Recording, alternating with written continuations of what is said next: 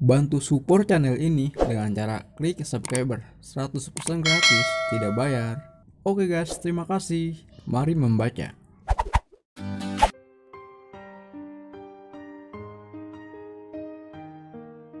Episode 24. Setelah Amara tiba di rumah Ares, Amara langsung menghampiri Repan yang sedang menunggu kedatangannya bersama Papa dan Mama Ares yang berdiri persis di depan rumah. "Mama," teriak Repan senang melihat kedatangan mamahnya. "Hai sayang Mama, apa kabar?" ucap Amara seraya memeluk Repan dengan penuh kerinduan.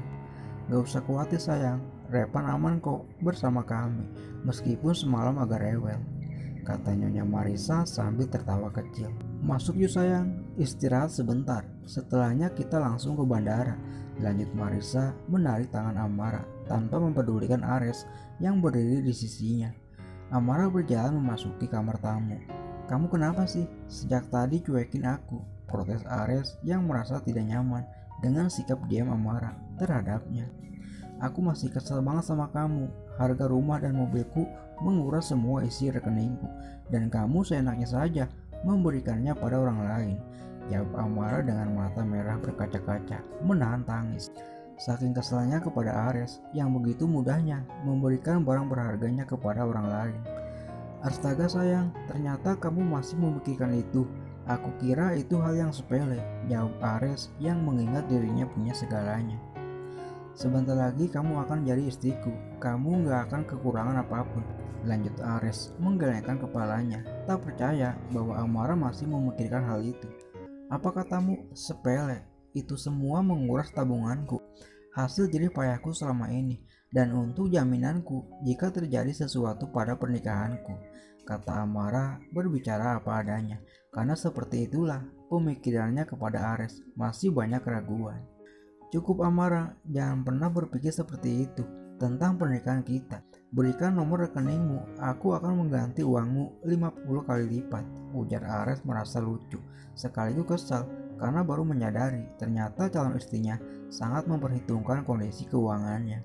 "Beneran, kamu akan gantikan 50 kali lipat?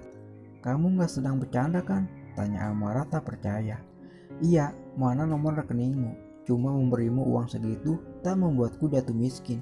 Bahkan mahar yang akan aku persiapkan untukmu 30% saham di perusahaan milikku," jawab Ares kesal.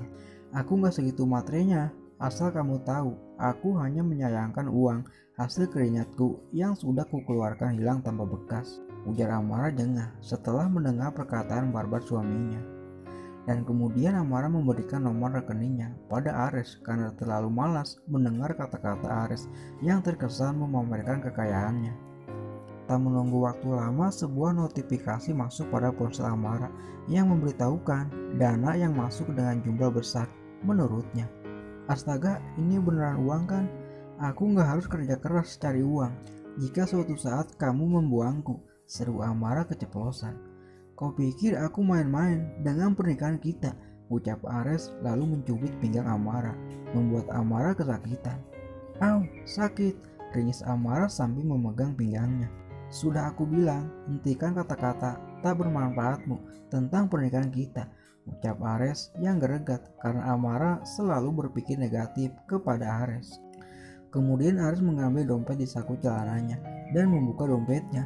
"Nih kartu kamu pegang, gunakan sesuka hatimu, dan ingat jangan pernah lagi mengucapkan omong kosong seperti itu," ujar Ares lalu menyodorkan kartu tersebut pada Amara. Tuan besar dan istrinya melihat perdebatan mereka yang mesra tersenyum bahagia. Semoga saja mereka akan menua bersama dan selalu bahagia hingga memberikan kita banyak cucu, kata Nyonya Marisa berharap pada anak dan menantunya. "Semoga aja ya mah," balas tuan besar dengan sorot mata sedih, merasa bersalah pada istrinya. Marisa sempat hamil lagi ketika Ares berusia 5 tahun. Hanya saja kandungannya bermasalah sehingga membahayakan nyawa Marisa. Dengan berat hati Reksa Wijaya memilih menyelamatkan istrinya karena Ares masih kecil dan masih sangat membutuhkan kasih sayang seorang ibu. "Papa gak usah mengingat masa lalu. Sekarang kita punya mantu yang akan memberikan kita cucu yang banyak," kata Marisa setelah melihat tatapan bersalah di mata suaminya. Setelah beberapa menit kemudian, akhirnya mereka sudah bersiap untuk menuju Bandara Juanda. Hanya memakan waktu kurang dari 40 menit. Akhirnya mereka sampai di Bandara Juanda Internasional dan akan melakukan penerbangan menuju ibu kota.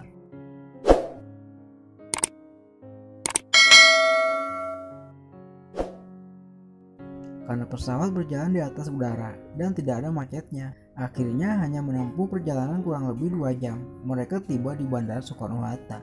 Repan yang tertidur digendong oleh Ares, sementara Tuan Besar, Marissa, dan Amara berjalan beriringan untuk keluar dari bandara.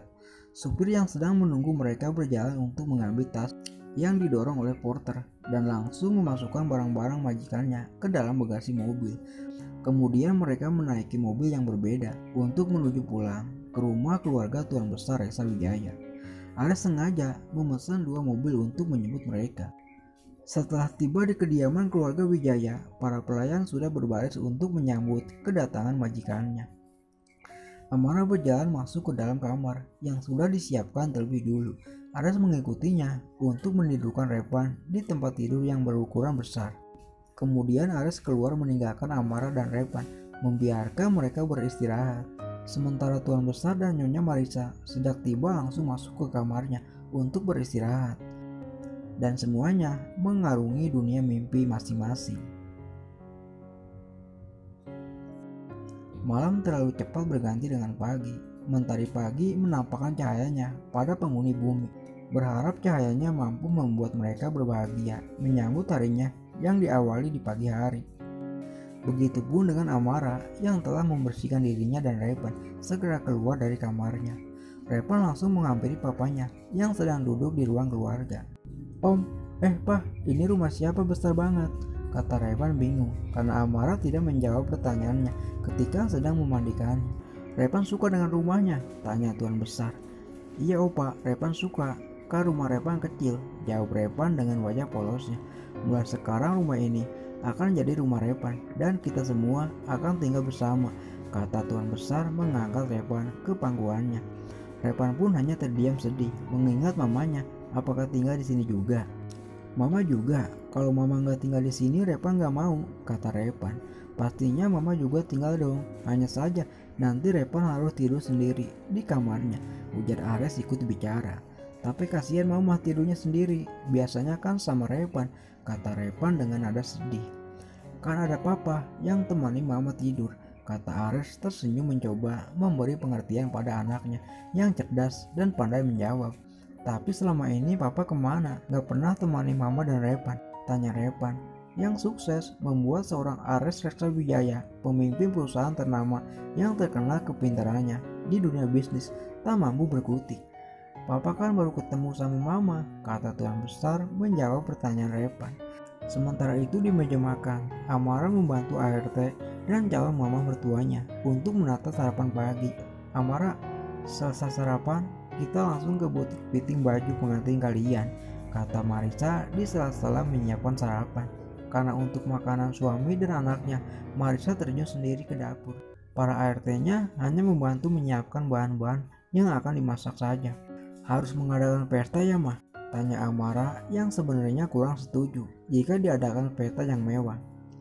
Ya harus dong sayang, supaya seluruh dunia tahu jika Ares Reksa Wijaya sudah menikahi wanita cantik dan baik, sehingga para wanita yang gila harta berhenti berharap untuk dinikahi, jawab Marissa kesal mengingat kelakuan Ares yang sering gonta-ganti pasangan, dan bodohnya demi mendapatkan fasilitas yang Ares berikan, para wanita itu pun siap dibelai kapanpun yang Ares mau. Bukannya justru mereka akan semakin menggila mah jika mereka tahu pernikahan kami, tanya Amara yang tak bisa mengerti jalan pikiran wanita cantik yang sebentar lagi akan menjadi mertuanya. Jika setelah pernikahan kalian dan salah satu dari mereka masih nekat menemui Ares, maka mama sama papa yang akan menghancurkan mereka, kata Marissa berapi-api.